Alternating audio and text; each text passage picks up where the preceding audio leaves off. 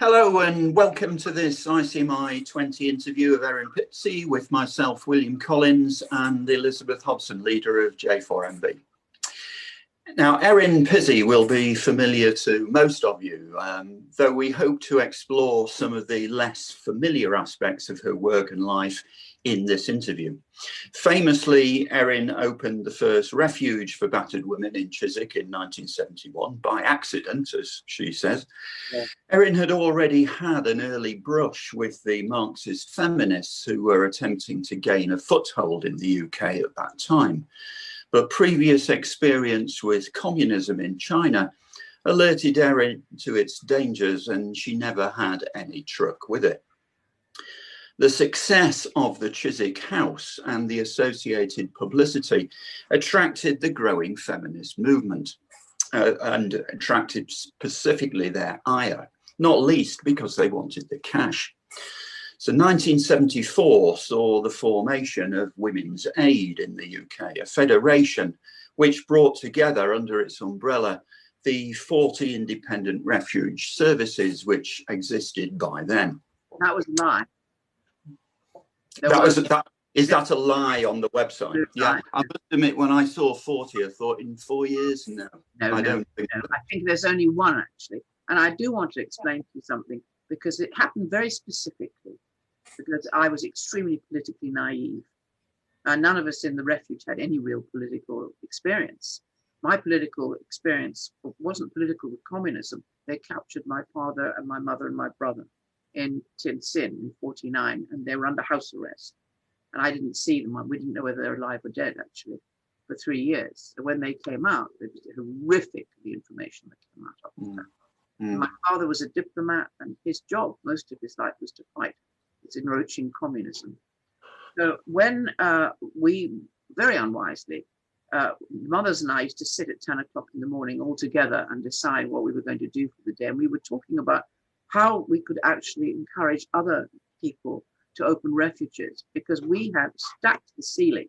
And not only that, because women were coming in from other boroughs, we were told that they would never, the local borough, Hounslow, would never rehouse any of the mothers from other boroughs. It wasn't their business. So, well, obviously, and we discussed the idea that no, we didn't want to become an organization like so many of the charities, where all the money went to growing the charity and salaries. But what we do is to try and suggest federations, loose federations, where each area would have their own refuge, and then we could swap families when it was too dangerous to keep your mother and kids in the area that you were in.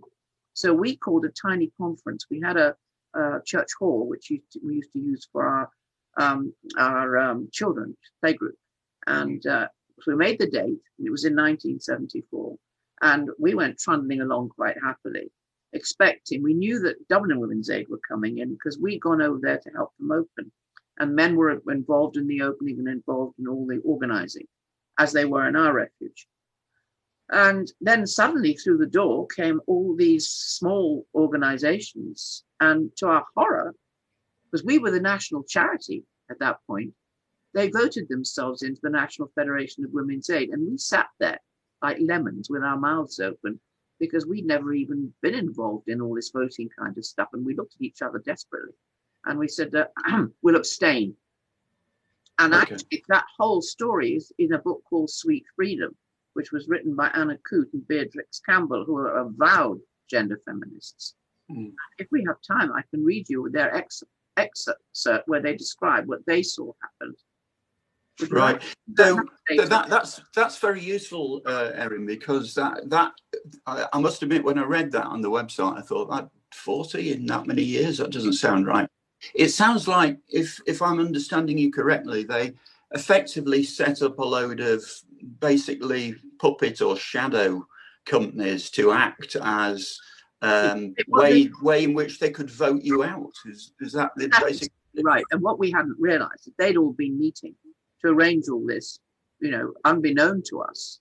And I knew that there was one possible refuge actually open, and that was Acton Women's Aid, which was the next borough to ours. But as far as I was aware, and I would have been aware, because there was a huge amount of publicity, there were virtually no other refuges open. What there were feminist groups who gathered together by this point realizing that they needed a just cause, a sympathetic cause, because they were too radical, and most women had actually left.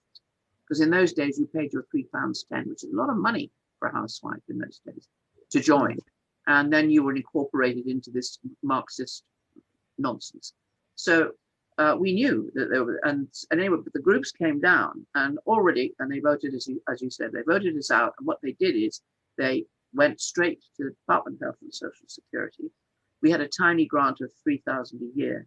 That was taken away from us. The department were delighted because we were massively overcrowded. And also we wouldn't turn anybody away, and we wouldn't obey all the rules and the laws. And we just fought openly and were picketing and making a terrible nuisance of ourselves. So they were very glad to get this. So that's how you lost control, essentially, of the National Federation in 1974. Well, it wasn't even that. We lost the narrative because we were being saying, we all, I was there every single day except for weekends. And so I knew everybody very well. And we were doing questionnaires. And you could see that, as I always said, 62 of the mothers out of the first 100 were as violent as the men they left. But that made them even more precious because we needed to mother them so they could mother their children. Yeah. Moving on the story to 81, 82, because many people have asked us this question. I believe what happened was you were virtually driven out of the country by threats. So is that true? And is there any truth in the story that there was a dog killed? That was something to do with it? Later in America. No, what happened is, yes, it was a bit, well, you have to remember that at that time, it was a very volatile time in the history of England. A lot of radical movements, the Anglo Brigade were bombing, if you remember, all that kind of thing happening. And what happened is, anywhere I went, I'd get huge pickets following me, and I'd get threats on the phone, and I sort of just accepted that as part of what the fight I was in. Were you still in charge of the Chiswick house at this point? Oh yes, and then what happened is that I was nervous of obviously what was happening, and then my daughter telephoned me I was in the refuge and said, a package has come. It's got no stamps on it or anything. What should I do? And I said, well, take it out in the garden and put it right at the end of the garden, and I'll ring the police, because I was nervous. So I rang the police, and by the time I got back there, the bomb squad followed me in, and there were these huge men all covered in all sorts of the protective gear, and they went out, and actually, obviously it wasn't a bomb, but they came in and they said, from now on, all your post has to come to us first, because we're worried. So at that point, I just thought to myself, and I was looking at my two little grandchildren, and a look of fear on their face when they saw those huge men, the big blue lights outside. I can't live like this. And that's when I decided. Anyway, I knew I was going to be pushed out anyway. So yeah, this was part of the attempt to, well, not the attempt, but the successful attempt to oust you from the Chiswick house, presumably. Well, it was Lord Goodman. He was an evil man. He was a really evil man, and I hated him from the moment I met him. But he was one of the most powerful men in that time in England, and he was an old friend of the great and the good, and one of them, David Astor, was actually my chair, and I knew once he introduced me to Lord Goodman that it wouldn't last very long, because he'd get me out. And that's what he did. It was very clever maneuvering, but at the end of the day, I don't want to dwell on that too much, because in a strange way, I also knew that the way I was running Chiswick, and the fact that we would never turn anybody away, we were the biggest. It was anarchy as far as the government was concerned, because we were the biggest squatting country in the agency in the country. We owned sort of roads that we'd squatted. We owned the Farm Court Hotel that had 40 private suites. So we were a huge threat. Right. So I know that Lord Goodman was somehow associated with Lord Astor, and Lord Astor was one of your chief backers. I thought Goodman was sort of involved in that, but I've never been able to work out to what extent. I know he's a very dodgy character, but I was never able to figure out the extent to which he was helping Lord Astor, or the extent to which he was actually hindering you. And what's the connect? I've sort of assumed that it was the feminist movement that ousted you from Chiswick. They didn't so how is the feminist movement involved with Lord Goodman? That's the connection. Once we walked out of that little tiny meeting, they got what they wanted. They got the money. That they knew that they no longer had to even bother with us. And we sat down back at the refuge, and we talked about it. And I said, we could go on and try and fight them politically. That none of us have any experience, or we can just get on with what we know needs to happen, which is to actually keep taking in mothers, which we did for 10 years, all the years I was there. But it was David Astor, wasn't it? Lord Astor, that was another one. David Astor was a multi-millionaire, and what happened is that this tall, shambling figure walked into Chiswick and looked at me. I had no idea who he was. And then Jojo, who was our housekeeper, she came in and she whispered to me, "That's David Astor. He owns the Observer." And I looked at him and he said to me, "What can I do for you?" And I said, "What you can do is next time the television comes to talk to me about the refuge," because at that point they were trying to jail me for overcrowding. I'd been served with warrants. I said, "You just tell them that you're going to go to jail instead of me," which is what he did. And then there was a summons that I had to go and see Lord Goodman. And David took me there, and we went to his very posh flat opposite the BBC. And he was looking at me, and he just said, "I will come and help you." And at that point, I was too naive to realize that isn't what he was saying. He was saying, "I will extract David out of this mess." Oh, right. Okay. Yeah. Okay. Yeah, there's all sorts of stories I think you could probably tell us about Lord Goodman, but perhaps we better not record those unless you want to. He's dead. Sorry? He's dead. So, and he essentially what happened is I couldn't understand how, with this rather ramshackle private little law firm, that he could live the way he did, because he had this magnificent flat and a housekeeper and a Bentley and a chauffeur, and he endlessly entertained. Well, the truth was he was in charge of the Portland Trust for one of the young trustees, young inheritors, and he'd stolen in those days over $1 million. He milked it for himself, and it wasn't found out until he was dying. He lost a leg gangrene because he had diabetes, so they didn't prosecute him. And nobody ever really knew what happened to the money, except a lot of it went to members of the Labour Party. He was Harold Wilson's right hand. He boasts that Harold never made a decision without Lord Goodman. Good heavens. Wow. I wonder if... just before I hand over to Elizabeth, for those people who want to know more about it, Erin's book, This Way to the Revolution, a memoir, is available at a very reasonable price from Amazon, and you can read more about that story in that book. Elizabeth. Yeah, I'm wondering, because you spoke earlier about losing control of the narrative to these Marxist feminist organizations, and obviously, their narrative is at odds with your findings that, the women were equally violent to the men. They left a lot of them. And because they ignore that, I'm wondering how useful are they in terms of helping women, Women's Aid and Refuge? How much do they help women? Well, what they do is they very carefully screen. So women who are alcoholic or drug addicts or have problems or histories of violence, in other words, police histories, they won't get in. And they're the people that most need the refuges. And if they do get in, right, they are even minimally violent. They're evicted. Oh. So Yeah. So they go specifically for the battered wives, but not prone to violence. There were two major problems. The one that most involved me was women who were violent themselves, created in violent relationships, and either remained in those violent relationships or made other violent relationships. And I realized, because I came from that sort of a family, so my mother was the really violent one. And I realized that what those women needed was alternative strategies for survival, because the only survival strategies they knew, understandably, were violence. Mm.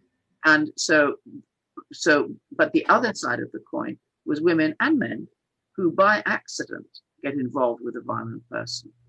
They need help and they need refuge and they need legal advice, but they don't need long-term therapeutic treatment because they've come from warm, loving homes and they can take care of their children. And the other thing that's so upsetting is refugees won't take boys. Sometimes over the age of 9, but over the age of 12. And these boys are still children. Yeah. And when you try and reason, they'll simply say, no, they're a danger to the girls. Well, I took any mother bringing in her children, and some of them would be 17 or 18 years old. They'd all come in. They were all equally damaged. Why were they suddenly? Well, because of, I suppose it's the whole ethos and the ideology of the women's movement, which is that it's all men. Yes. And any sane person can believe that you can have, like we did, 3 children with 2 toxic, violence-prone parents, and only the boys would be affected. It's absolute rubbish. It doesn't make any sense at all. I think as well, because am I right in thinking at Chiswick you had men working there? Oh yes, from the beginning. First, the mothers and I, when we used to have our meetings, we first got a little bit of money from the public, actually, from the publicity. And the first thing the mothers all said, and I agreed, that we should have a man coming in to work with the children. Yeah. And then more and more male volunteers came in. They were all fantastic. Yeah. And Peter Tatchell used to take the children out. Oh wow! Yes, he was lovely. Oh. And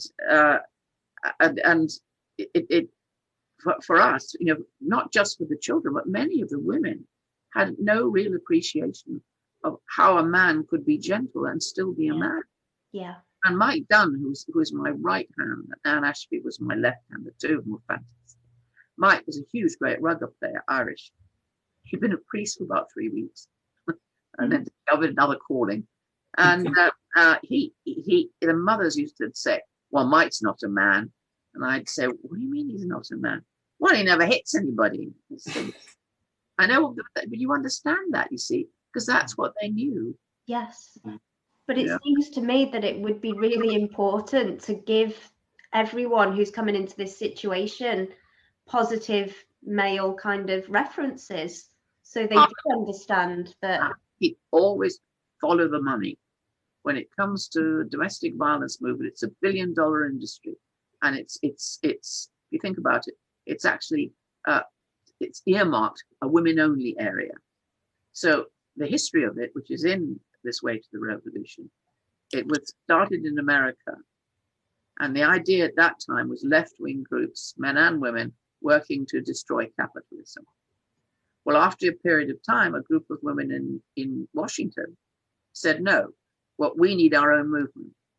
So we will move the goalposts. It's no longer capitalism. We're going to call it patriarchy. It's men who are the enemy. They have oppressed us for centuries. Brilliant move.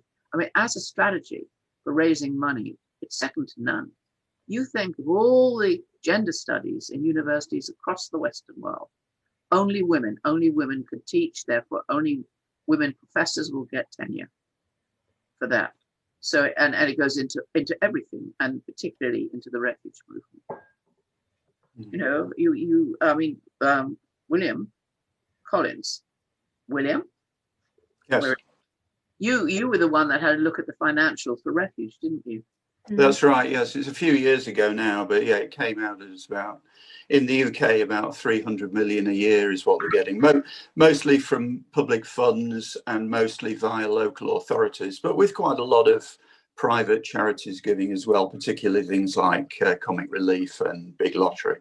But the problem with that money is that it doesn't actually get to refugees, does it? Because the refugees, you see, they have in their housing benefit, it's augmented to allow for staffing.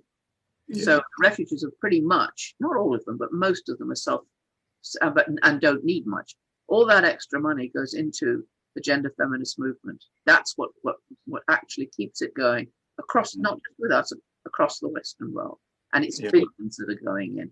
Yeah, Deborah Powney was telling me about the funding for Women's Aid, and she explained to me that they're essentially triple funded. That's their model. So they're getting, they're covered by the local councils, then they're covered also by central government, and then they're covered by donations, and she was talking about how on the donation page, you can go and buy, a kit for a woman, for a victim in there, which includes kind of all of her toiletries and stuff like that. But if you go right down to the bottom of the page and read the tiny, tiny small print, it says, well, we might spend it on that, but in all likelihood, we'll just do whatever we want with it, and she told me about an incident that she'd heard about from someone who'd been in there getting services from them, where a local business gave them a big donation so that they could have a barbecue.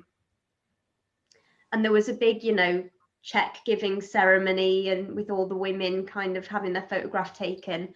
And then when the barbecue came to be, the residents were asked to bring their own food. And they said, well, what happened to the donation? And they said, oh no, don't worry about that. That's nothing. Well, it's my opinion, and only my opinion, that it has been a fraudulent movement from the beginning. And I say that because of what was behind it.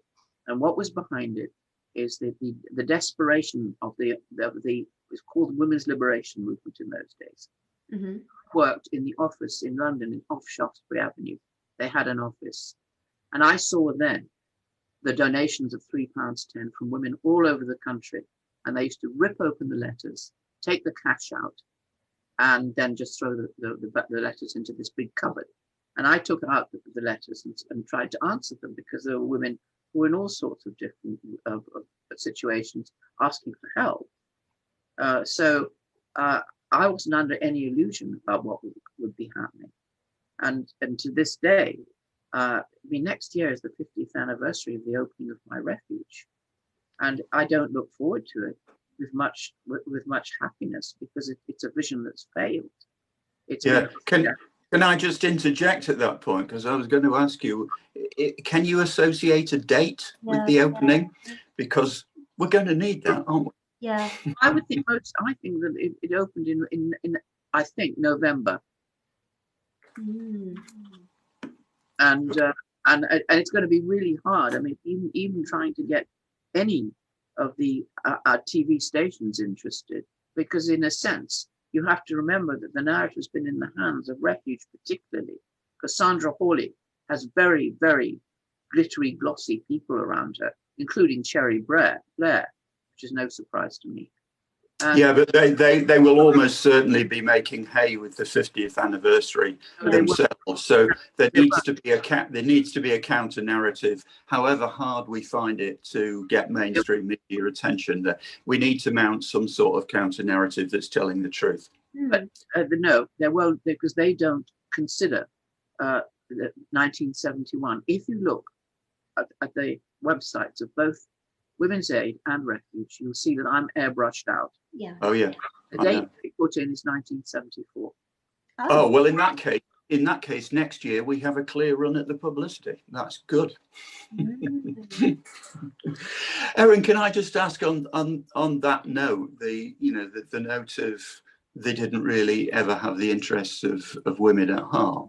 If you look at thinking about women victims of domestic abuse specifically, if you look at the totality of the effect that the feminist movement has had, and Women's Aid and Refuge in particular, do you think on balance they've had a net positive effect or a net disbenefit?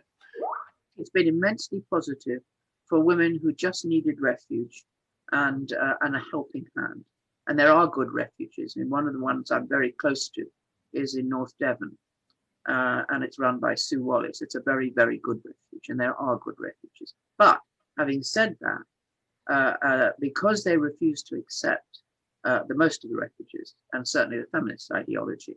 In fact, when I heard that Sandra Hawley had taken over the refuge, I wrote her a letter. I was in America by that time.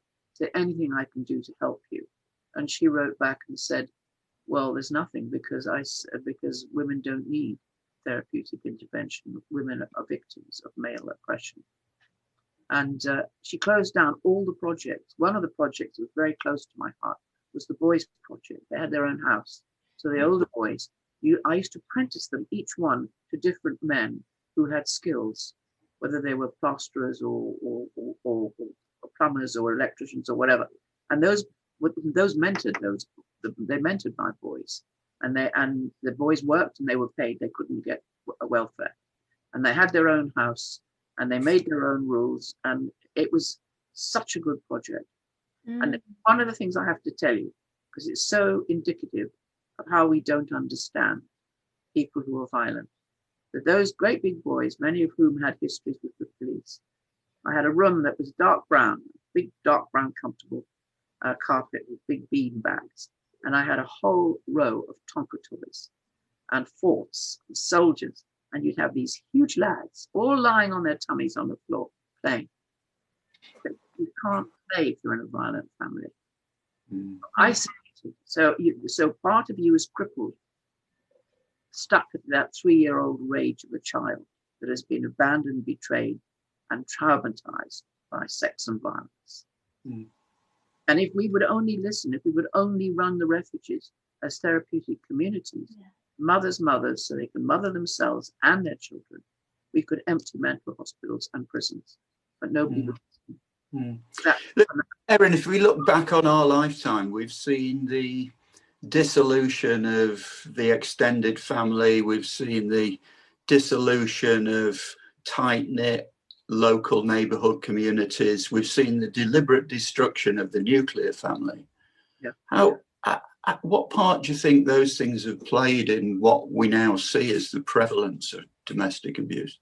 Well, I think you have to remember from the very beginning, in those great big collectives where I used to go and stand on the platform and try and argue with them, they all said marriage is a dangerous place for men and for women and children. The new model is going to be women and children without men. And in 1990, Harriet Harman wrote a paper. It was a policy paper for the Labour Party. And in it, she said, men are not necessarily harmonious to married life. And that is a she has been our women's minister. And I think that's shocking and very frightening. Nobody would listen. Well, it goes right against all of the evidence. You know, we know that the safest place for most women and children is within a stable marriage, you know, and that biological fathers are just so great in so many ways for children. You can say all that, but you have to look at who ran the narrative. Because as the women's movement became more powerful, they all began this business of employing each other. So now you've got the majority of lawyers and solicitors are women, doctors, women. In the media, virtually, because it's considered a women's subject, you only get women writing about it. They're virtually all feminists. So, you know, nobody hears about the other side. You can't get it printed. No. That's why we can sit here and sing off the same hymn sheet, but how do we get out to other people? That's why I desperately need the conference where this evidence-based research, not just from Deborah Powney and Nicola Cavan Graham, if I got the wrong way around. Graham Cavan, and also Liz Bates. I mean, there's so many brilliant women out there who have got the evidence. We need to be able to get together so the public can hear it. Yes, I think we have to work on the public, because the political level is a lost cause. I mean, if you read what's been coming out of the Family Justice Review, for example, or the Law Commission's report on hate crime, I mean, they read like feminist primers. That's just disgusting. It's got worse, if anything, not better. So we have to undermine or influence the political process through public opinion, I think, because there's no other way. The public does seem to be receptive to the truth, though. I think people instinctively realise, you know, if you look at the Centre for Social Justice survey they did quite a few years ago now, they found that the vast majority of British people were in favour of ring fencing support and funds to help families, and that they regarded fatherlessness as a major problem. So, you know, I do think that the public are very, you know, quite aware and very much receptive to these ideas. Yes, but you know, how do we jump? Not we can have any impact? How do we jump over the media and the television stations to get to the audience? Well, the internet has been doing a good job so far, but of course the internet is increasingly subject to censorship. So whether that will continue. Yes, and if Laura Bates has her way, then anti-feminism will be categorized as domestic terrorism. So we'll be in big trouble then. A mass of lies. Her story about the white ribbon situation, which I was involved with, is completely off the wall. It isn't at all what happened. So I mean, it's a book that's open to produce a book like that is so careless. My only hope is that very few people bother to read it. I wouldn't. I haven't. No, I haven't either.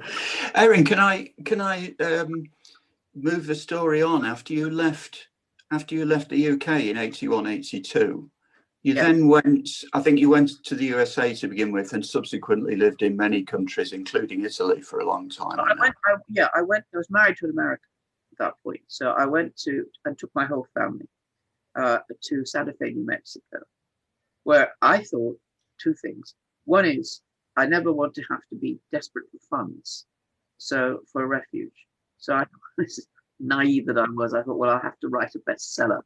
I'd never written fiction, and my non-fiction was out of print immediately, because from the very beginning I had terrible trouble. Scream Quietly on the Neighbours Will Hear is the first book in the world on domestic violence out of print. And I note that came out in the magic year of 1972, when Women's Aid was formed. That's right.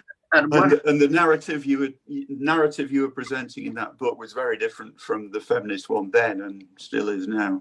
Well, the thing there was that the man who was in the managing director of a Penguin Special was an international Marxist. So when he saw me, he began to talk about, of course, capitalism, and it doesn't happen in Russia. I looked at him and said, how can you say that? There's no women in the Politburo for a start. Yes, they can drive tractors. In a Maoist China, they were actually aborting women who wanted more than one child. So, but that did me in with him. So I had a hell of a job getting it published, but it was almost immediately scrubbed. And then the other book was Prone to Violence. And that was the work with violent mothers. That's it. Yes, it's hard to get that. And what I did was, I had a police escort all around England for the publication of that book. And that doesn't happen unless you've been seriously. No, that's right. So while you were in America, you were continuing to assist people in some way, weren't you, including men? What was the mechanism for that? Well, did you have a refuge there, or what? We moved into a small house.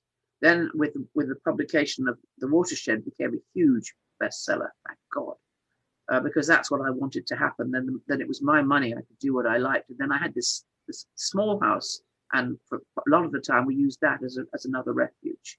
Now, it was funny because it was in America where I mostly came across men who were innocent victims of part.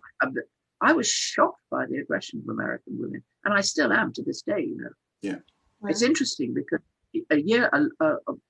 when Freud was alive, the only one trip he made to America, he was as horrified as I was, and he wrote a letter, and in the letter he said, "If American men don't deal with American women, nothing good will happen." Virtually, is what he was saying. He's right.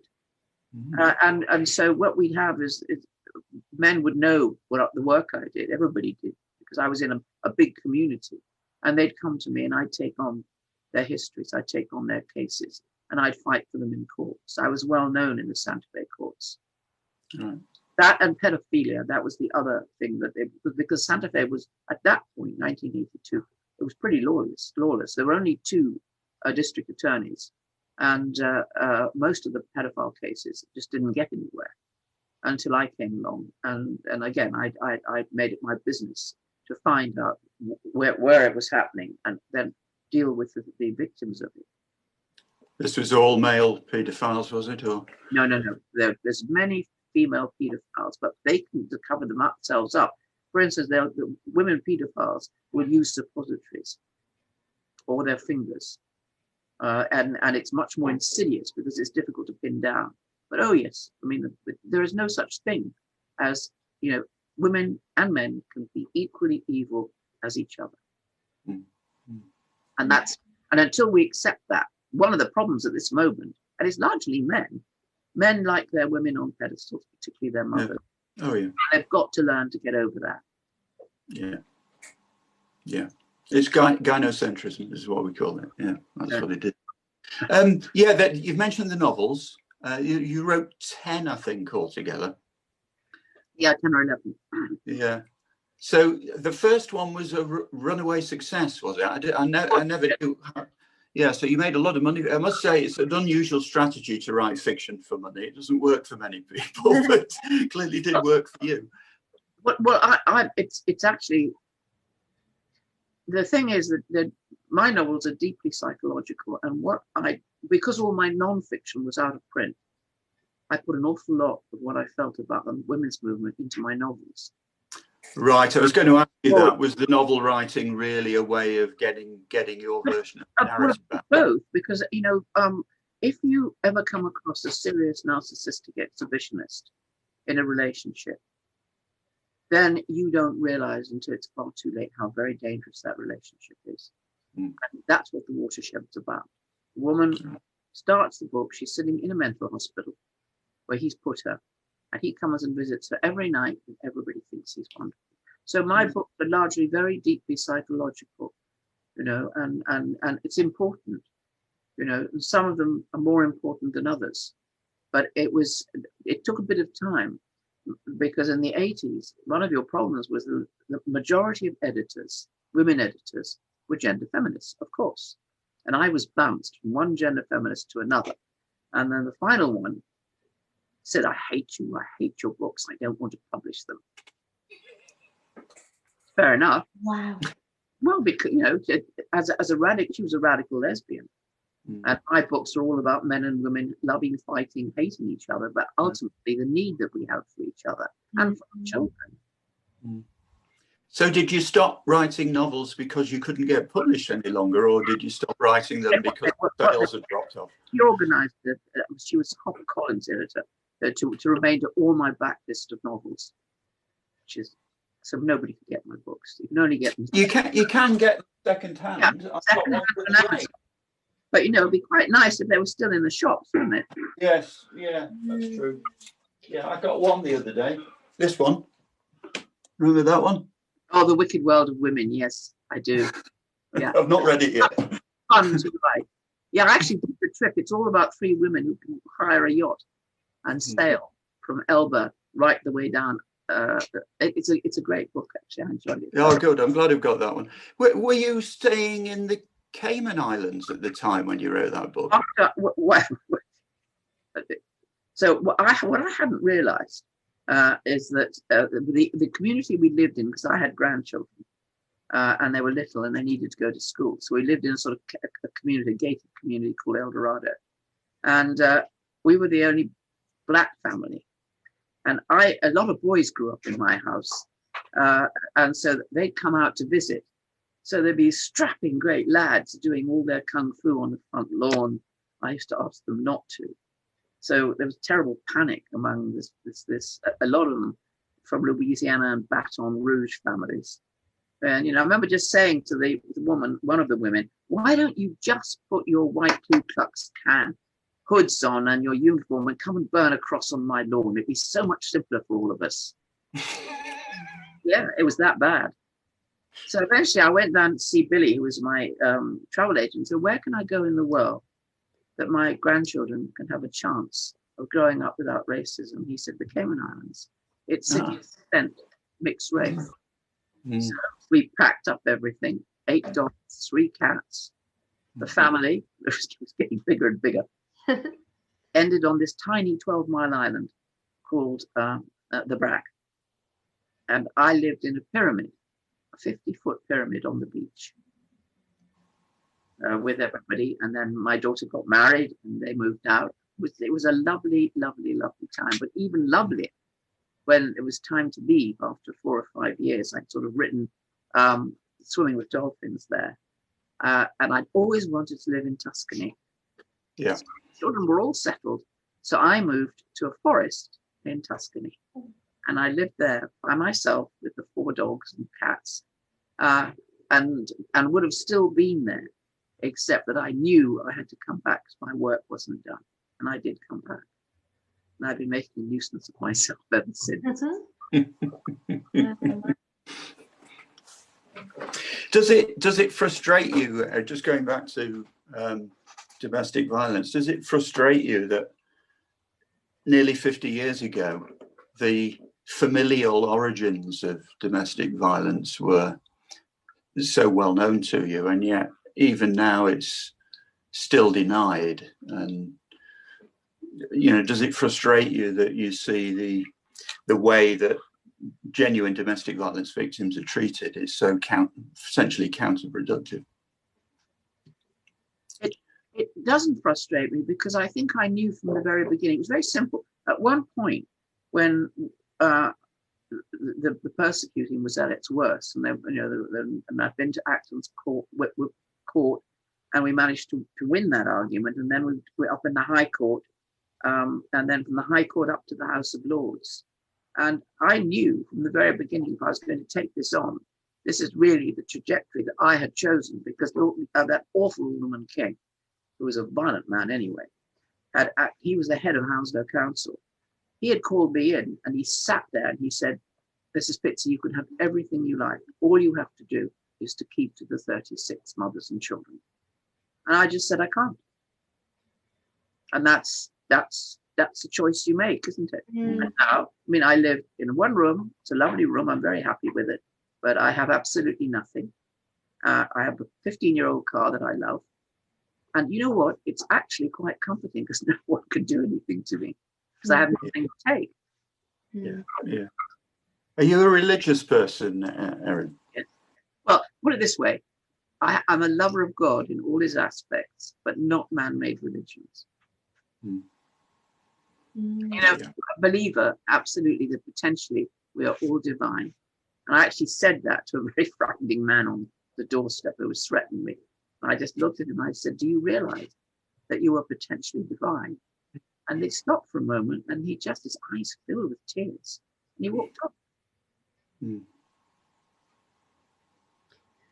Is there anything, looking back, that you would have done differently? I know you said just then that you had the option of unlimited funds and being able to run your refuges as long as you ran them according to how the radical feminists wanted you to, and you made your choice. But is there anything looking back that you would have done differently? Perhaps not that meeting in the church hall. But I think in a way, whether there was a meeting in the church hall or not, it would have happened anyway. Because once I knew, when I got kicked out of the women's movement, and I have a letter banning me from all collectives, which is quite strange for a liberation movement. Anyway, I knew that the moment, and I didn't even think about it because the beginning was a tiny little house with just, the mothers pouring in. I didn't think until we started getting donations. And I suddenly thought, this is going to end badly, because the feminist movement, and I knew how strapped for cash they were. And I knew that they needed a cause that they could actually organize around. And so there isn't anything different I could have done, I think. No. Yeah, I suppose if you caught up with the flow of history, there's only a limited amount you can do. Yeah. But at the end of the day, it's, you have to go to bed and live with yourself, and at some point, you might well meet your maker and have your, goods and your sins measured against each other. And so, yeah, there's only one choice a lot of the time. In my belief, you will not be measured, not be judged. No, you were loved more than any human love can ever even imagine. And that's where you go back to. You do your trials on the earth. Right. But my great feeling about all this is, it's harder now for me than it was when I was fighting openly and I had a refuge and I had a voice. It's harder now for all of us, you and for William, because we're in this and we're stifled.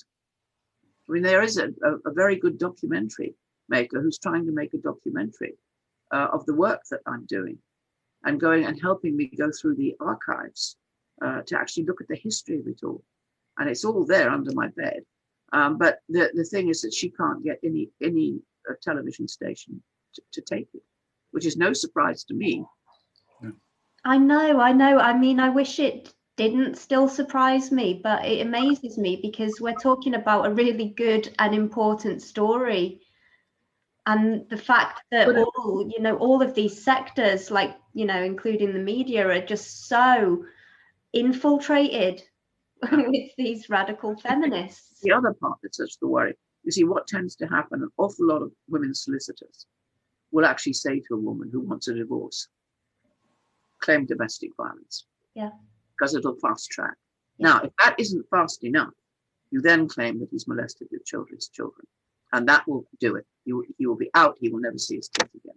In Canada, they call it, the first, you go to the lawyer and you claim domestic violence. It's called hoovering. He goes back home, his wife and kids are gone. All he'll be told by the police is they're in a safe place. He won't have any idea where they are. Because men are, from the moment, the most dangerous part of any relationship a man can have with a woman is that he must know that if they're living together, she can pick up the phone with no evidence needed and say, he's domestic violence. He's and even now the onus of the new lawyers coming in, which are saying the controlling. If you know the controlling and what is the other part of that? Coercive control. Yeah, coercive control. Who's to say what coercive control is? Oh, the feminists are to say. That's the point. So how can you make a law over something that is a human issue? Yeah. And at the times I deal with men who've been falsely accused, you probably all remember the case, I hope you do, of the young man going home on Waterloo Station. Mark Pearson. That's Mark Pearson. He used to come here regularly when he had been accused. I mean, it was so flagrant. If you looked at the CCTV cameras, you could see he didn't touch her. And yet he was dragged through the courts. Yes, he's finally found. He's not found. No man is found not guilty. They're found not guilty for lack of evidence. Yeah, if you interview Liam Allen, who went through that rape trial, that famous rape trial that collapsed, because the accuser had actually sent a text saying it wasn't non-consensual or anything, which pretty much clinched it. Even today, he says he's not back to normal, and he can't envisage ever being, because that sort of thing leaves an indelible mark on your psyche, I think. But what it does, the betrayal of everything you think is there, put there for you, and it's not. It's corrupt. Family courts are one of the most corrupt courts in Western England, in the Western world, as far as I'm concerned. And I've had battles in that family court for years. Well, it's because it's an adversarial system and one side has all the power. And every time they change the law, it just gets more and more unbalanced. Well, because so now the acute, I mean, first of all, they took legal aid away. Yeah. And then, so they've forced men who didn't have the money to pay vast sums to solicitors and barristers to defend themselves as litigants in person. And then they pass a law saying, oh no, you can't defend yourself at all. Stop you cross-examining your victim. Exactly. Your alleged victim. And it just goes on. And the alleged victim can now give evidence by video. She doesn't need the trauma of having to appear in court. Well, who's going to be more traumatized? Somebody that's telling the truth or somebody that's actually lying? I mean, and it just goes on and on and on with the power being piled more and more in one direction. See, the problem with this is too, the court doesn't allow for personality disorders. So the majority of people who are fighting against their partners, particularly with parental alienation, the court is their theatre, because they're more than willing to lie under oath. They love that moment in the court where they can spout, and especially because they know it's one-sided anyway. So, and on the whole, the majority of violence-prone people coming from violence-prone families, you'll find have personality disorders. One of the things that happen when to children, if they are twisted and they grow up damaged and traumatized, and this is why eventually it all has to come out of courts. It has to be handled quite differently, because, as you say, the adversarial system makes a bad situation worse. Yeah. And your other problem is the judges, on the whole, listen to social workers, and a vast majority of social workers are women, and they're gender feminists. Yeah. So you've got this cycle. So the lawyers, the vast majority are feminists, and the difficulty is explaining to women, say, of course I'm a feminist. No, you're not. What you are is an equity feminist. You believe in equality for men and women, as do many men. But what the majority of women who call themselves feminists don't realize is the agenda behind it. You see, and until they get educated, we're stifled. How do you, this book, Its Way to the Revolution, it had not one single review anywhere. I know. And you were turned down by any number of publishers as well, despite the fact you would think the story of the first refuge by the woman who opened it would be, they'd be fighting each other to get it, but no. Well, it just tells you, doesn't it? It does. And, we've been talking about feminism, and certainly in the 80s, the problem was the gender feminism. But I think by the mid-90s, and the problem we really face now is that feminism had allied itself with national and international politics, which is why we now have things coming out of the Ministry of Justice and the United Nations and the EU and all over the place that are all totally 100% feminist. So we're now fighting the establishment is feminist. That's the problem. It's this twin pillars of attack that we're facing, and the only people that can face that down are the people. But they're not just the people. The one thing that's interesting is how did we have such a very, very vociferous, effective women's movement, and where's the men's movement? Well, you're fighting psychology on that one. I mean, men don't have in-group preference, and women do. It comes down simply to that, and you're not going to overcome that. But that is what we in the men's movement have always been struggling with. I know. I've taught men's movements all over the world, actually. It was the last one. And I just basically saying, if I asked you to build a bridge, you'd do it. But if I asked you to take care of each other, you don't know how to do it. No. That's why women's role is not just important but essential, because Men will never be able to do it on their own. It's Well, as you rightly said in the past, Erin, it's historically unique that women en masse have turned on men en masse. I know. The only way, what that actually proves is the very opposite of what the feminists claim, and namely that women are powerless and men have all the power. It proves that that can't possibly be right. How could that be right if feminism has gone from nothing to world domination in our lifetimes without ever winning a ballot or fighting a war, unless they already had a lot of natural power, which of course women do have, because they have immense social and moral power. And that's, and until women accept that they're morally and socially extremely powerful, they won't accept their own role in what's happened. And it's going to take even more crushing, I'm afraid, of men before the majority of women wake up. But what will happen in the interim is more and more men will be just saying, I'm out of here, I'm out. Or they'll kill themselves. Yeah. Well, yeah, that's the ultimate I'm out, isn't it? Yeah. It's all feeling very bleak at the moment. I wonder, Erin, is there anything that fills you with hope for the future? Yes, it does. There's a whole raft of young people, men and women, working in universities, studying domestic violence, who will come forward, give the evidence, and the changes will come. The tragedy is the generations of children that we have damaged beyond, in many cases, any redemption in the 50 years that have gone. And that I put down to the gender feminist movement. I put that down to people like Sandra Hawley, who knows the truth, given the kinds of money that she's making and the empire that she runs from a very expensive office in the middle of the city. By the way, this is where your taxpayers' money's going. I think that there is a hope for the future. We'll look back on this time as a dark ages. And all we can say about ourselves is we tried to carry the light. Well, I think that would be a lovely place to end. Thank you for carrying the light for so many years. And for you, and for William. Yeah, thanks, Erin. That is a good place to end, and keep fighting the good fight as we will in our own unique ways. Yeah, we will. God bless you all, and all the men and the women who are supporting us.